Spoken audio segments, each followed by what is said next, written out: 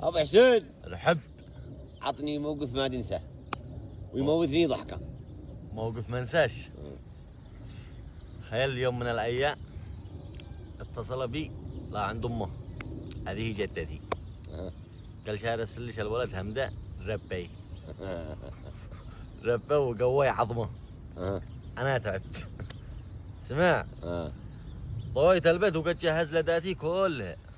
قال يلا البلاد ولا هيوكس قد يجهز ومدري ما هو قال عند جدتك. خرجت البلد عند جدتي. هي فهمت هذا الكلام غلط مدري كيف. سمع قال لها قوي عظمه. قال الرجال الساعة 2 الليل تصحيني من النوم. تخيل وانا ساهر يومي وجاي من سفر الشرقد. نكزتني الساعة 2 من النوم. قالت لي جيني تهنى تيس. اي جيني تهنى تيس. تتهنى تيس. ايوه. بس هذا قلت لها ما انت هنا تيس. كان معاها تيس بتحنجها اكثر من ابي. بتاكل الزبيب ولوز. دريت زبيب ولوز بتاكل بلدي. كان التيس حقها ملان قمل.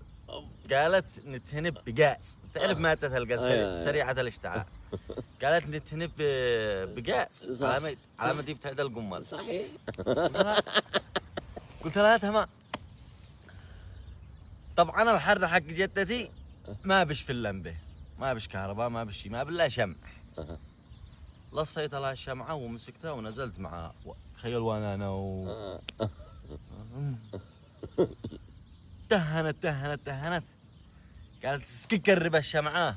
ابسرقت كملتها وما قربت الشمعه هكذا يا غالي. التيس اشتعل. كان ينبع يردع هكذا وانا اركضه. ينبع وانا اركضه.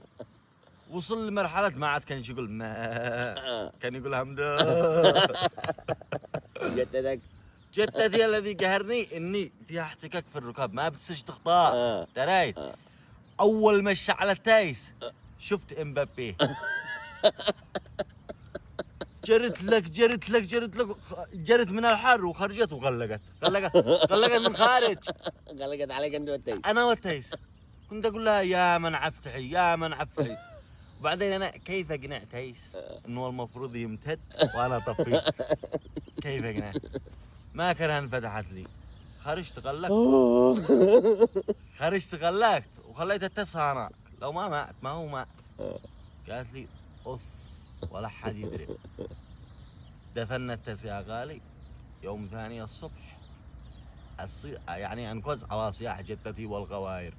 يا عو يابا ما بمالش. ما قالت من سرق التيس. بعدين كنت ابصرها كذا واسنانها اولها ما عفش.